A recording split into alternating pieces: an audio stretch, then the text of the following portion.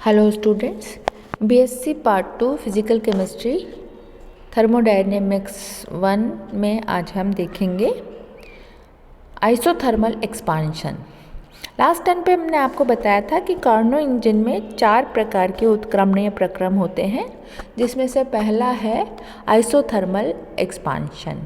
यहाँ पर हम देख रहे हैं कि सर्वप्रथम सिलेंडर को, जो लास्ट टाइम पे हमने देखा था सिलेंडर, उसमें T2 ताप वाले कुंड से जोड़ा जाता है तथा तंत्र का आयतन V1 से व दाब P1 माना जाता है। अब स्थिर ताप T2 पर गैस प्रसार हो जाता है तो आयतन V2 हो जाता है और इसका दाब P2 हो जाता है। ताप स्थिर होने के कारण आंतरिक ऊर्जा शून्य होती है, तो डेल्टा इज इक्वल टू 0 है। माना कि इस प्रक्रम को सिस्टम द्वारा अवशोषित ऊष्मा Q2 है तथा किया गया कार्य W1 है, तो ऊष्मागति के प्रथम नियम के अनुसार delta E is equal to Q2 minus W1। Delta E is equal to 0, इसलिए समीकरण 1 क्या हो जाएगी, Q2 is equal to W1। और हम जानते हैं कि W1 की जो वैल्यू है वो आपको जो पहले के चैप्टर में जो हमने बताई है, is equal to nRT log natural V2 upon V1।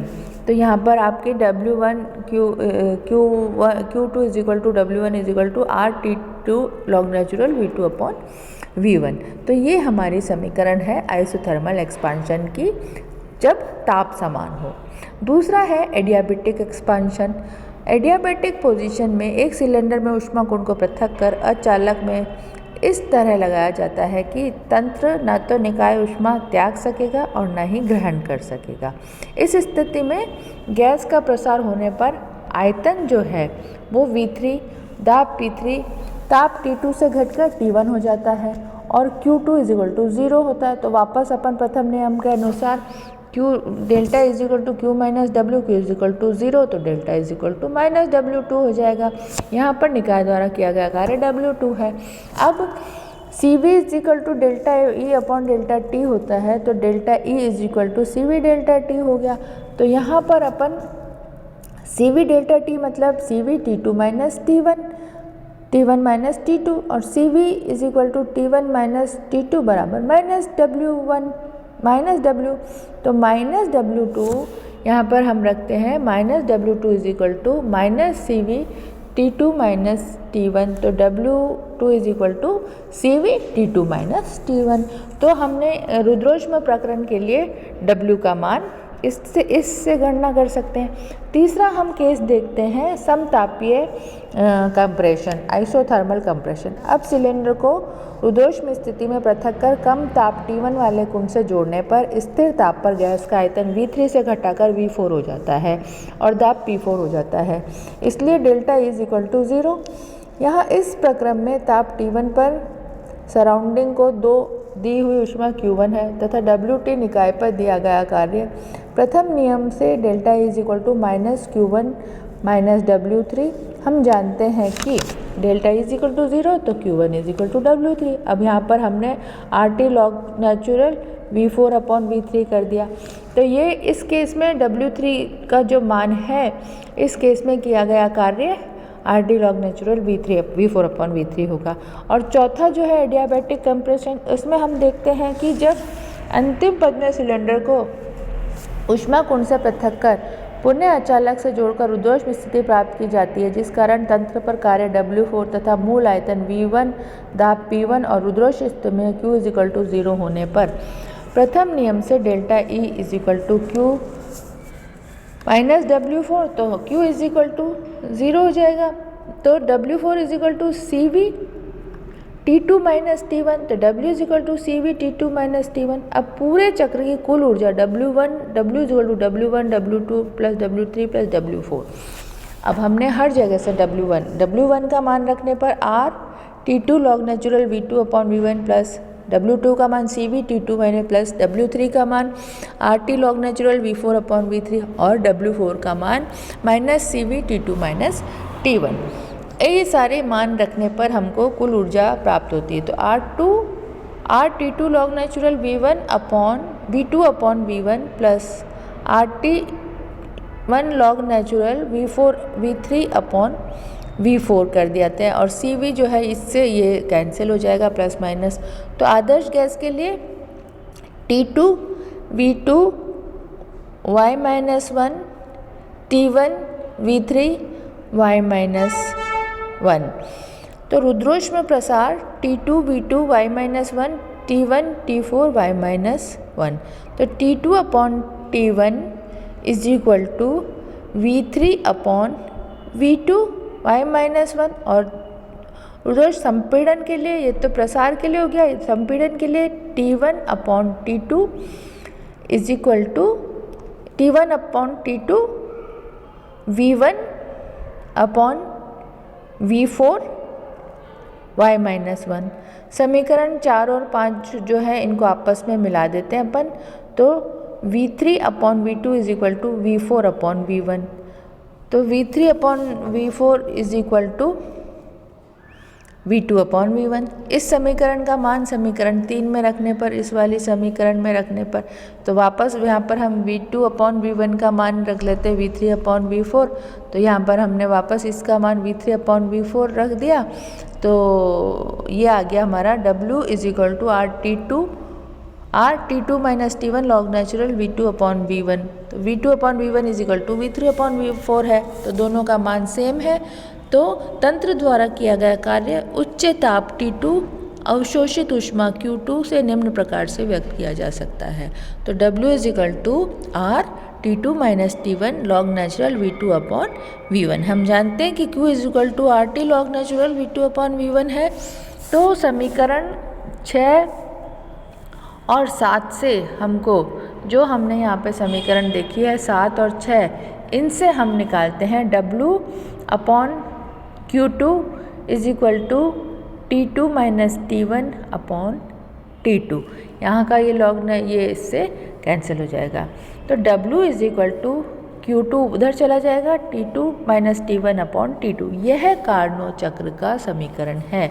यह दर्शाता है कि उच्च ताप T2 वाले ऊर्जा कुंड से ग्रहण की गई ऊष्मा पूर्ण कार्य में नहीं बदलती है। बचा हुआ शेष भाग निम्न ताप T1 पर तंत्र द्वारा परिभाषित किया जाता है। चूँकि T2 minus T1/T2 is less then 1, तो W is less then Q2। समीकरण से स्पष्ट है कि अवशोषित ऊष्मा का केवल एक भाग ही उच्च ताप T2 पर कार्य में रूपांतरित होता है। अगला टॉपिक है हमारा कार्नो चक्र की दक्षता। एक मशीन या इंजन ऊष्मा को कार्य में बदलने के लिए सक्षम होता है, जिसके लिए सबसे पहले उच्च ताप स्रोत से सभी प्रकार की ऊष्मा को एब्जॉर्ब कर लेता है और फिर इसे उपयोगी कार्य में परिवर्तित कर देता है।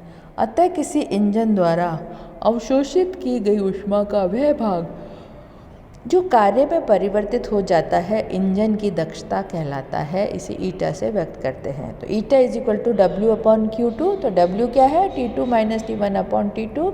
यहाँ T2 is greater than T1 है। उपरोक्त समीकरण से स्पष्ट है कि इंजन की दक्षता केवल सिंक और स्रोत के ताप पर निर्भर करती है। अतः इंजन की दक्षता सदैव 1 से कम है, अर्थात 100% से कम है। इस प्रकार आज वक्र ऐसे है निर्माण संभव है जिसकी दक्षता 1 हो।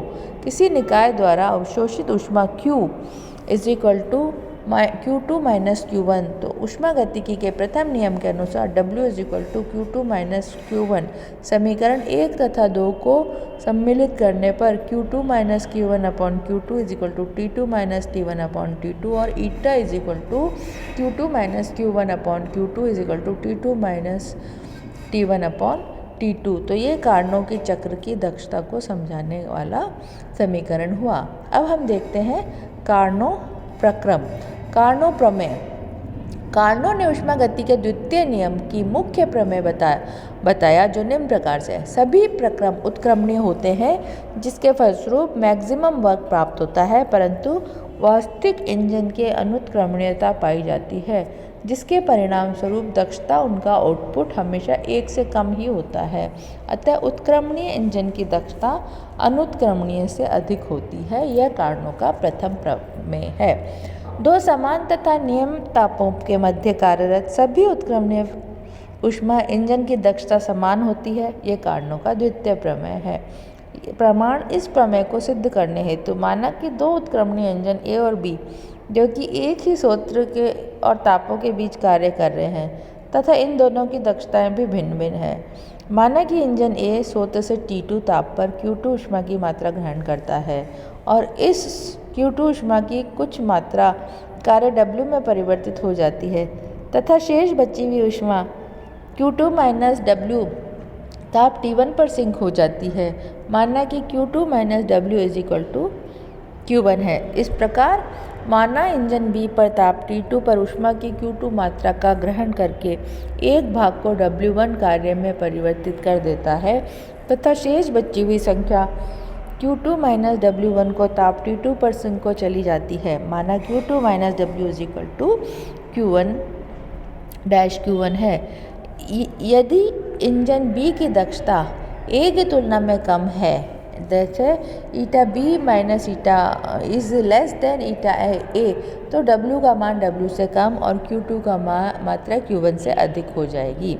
यदि दोनों इंजन ए तथा बी को आपस में जोड़ दिया जाता है तो इंजन सही तरीके से कार्य करेगा, अर्थात स्रोत से ऊष्मा को ग्रहण करेगा जिसके फलस्वरूप बची हुई ऊष्मा सिंक को दे देगा, जबकि इंजन बी इसके विपरीत दिशा में कार्य करेगा, अर्थात वह सिंक से ऊष्मा ग्रहण करेगा जिसके फलस्वरूप बची हुई ऊष्मा स्रोत को दे देगा।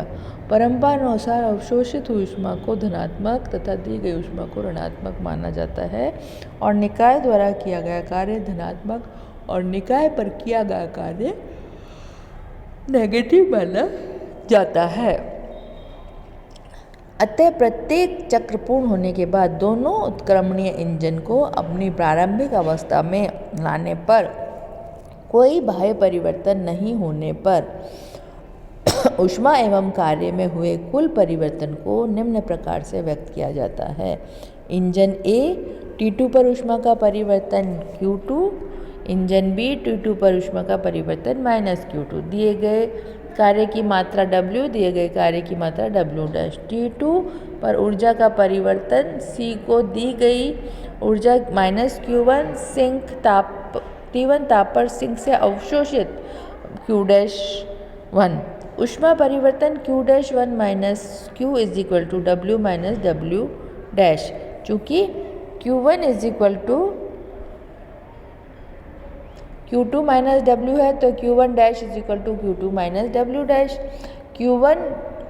Q dash 1 minus Q1 is equal to Q2 minus W dash minus Q2 minus W minus W minus W dash. तो Q1 dash minus Q1 is equal to W minus W dash. इस प्रकार T2 पर अवशोषित की गई ऊष्मा की मात्रा किया गया कार्य के बराबर होती है। अतः यह निष्कर्ष निकलता है कि इंजनों को आपस में जोड़ने पर T2 ताप पर अवशोषित की गई ऊष्मा को बिना बाह्य परिवर्तन के कार्य में बदला जा सकता है। यह ऊष्मागति के द्वितीय नियम के विपरीत है। अतः यह स्पष्ट होता है कि समान तापों के मध्य कार्य करने वाले दो उत्क्रमणीय इंजनों की दक्षताएं भिन्न नहीं अपितु समान होती है। ताप तथा ऊष्मागतिकी पैमाना या ताप का केल्विन पैमाना। कार्नो इंजन की दक्षता केवल स्रोत के ताप पर सिंक पर निर्भर करती है, न कि क्रियाकार पदार्थ की प्रकृति पर। इस सिद्धांत के आधार पर लॉर्ड केल्विन ने एक तापमान पैमाना दिया जिसने कार्नो इंजन की दक्षता क्रियाकारी पदार्थ की प्रकृति पर निर्भर नहीं करती है। अतः इसका आधार ऊष्मागति के नियम होने के कारण इससे ताप पर ऊष्मागतिक पैमाना कहा जाता है। यदि एक उत्क्रमणीय इंजन दो तापमानों के बीच में कार्य करे, माना किसी उच्च ताप T2 पर Q1 ऊष्मा की मात्रा अवशोषित होती है तथा किसी निम्न ताप T1 पर Q1 ऊष्मा की मात्रा अवशोषित होती है, तो इंजन की दक्षता ईटा Q2 minus Q1 upon Q2 T2 minus T1 upon T2 होगी। उपरोक्त समीकरण परम शून्य तापमापी से ऊष्मागति के पैमाने को परिभाषित करता है। अतः इस पैमाने पर मापित दो तापों का अनुपात उत्क्रमणीय इंजन द्वारा ग्रहण की गई तथा दी गई ऊष्मा के समान होता है। तो eta is equal to 1 minus Q1 upon Q2 1 minus T1 upon T2। यदि T1 बराबर 0 हो तो Q1 बराबर 0 तथा ईटा बराबर 1 होता है। यह वह ताप है जिसमें किसी निकाय की दक्षता इकाई हो जाती है। ताप का ऊष्मागतिक मापन का परम शून्य ताप कहलाता है। ताप का ऊष्मागतिक पैमाना आदर्श गैस के नियमों पर आधारित पैमानों से अधिक होता है। तो इस प्रकार आज हमने ऊष्मागतिकी प्रथम भाग जो था उसमें कारणों के 4 प्रकार के चक्र, समतापी प्रसार, उसके बाद एडियाबैटिक एक्सपांशन, उसके बाद आइसोथर्मल कंप्रेशन, उसके बाद एडियाबैटिक कंप्रेशन के बारे में उन पे कार्य पड़ा, कार्नो वक्र की दक्षता और कार्नो प्रमेय को हमने पढ़ा और साथ में हमने ताप का ऊष्मागतिकी पैमाना या ताप का केल्विन पैमाने को हमने अध्ययन किया। तो हम यहाँ आज का टॉपिक हम ऊष्मागतिकी प्रथम का यहीं पे समाप्त करते हैं। नेक्स्ट क्लास में हम आगे का बताएंगे।